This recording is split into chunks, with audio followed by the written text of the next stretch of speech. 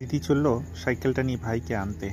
ভাই স্কুলে গেছে যে, তাকে আনতে না গেলে চলবে? কারণ সে ছোট মানুষ না, একা একা আসবে। দিদিকে দেখবে বলে ভাই ছুটতে ছুটতে চলে আসছে।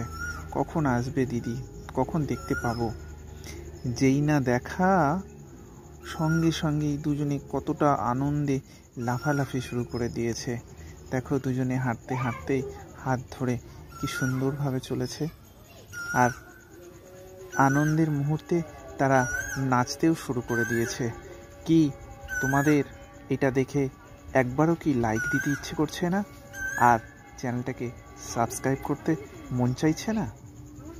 করে নাও, করে নাও, সাবস্ক্রাইব করে নাও। পরে এ ধরনের আরও অনেক অনেক ভিডিও পাবে। আর লাইক দিলে আমার ভিডিওটা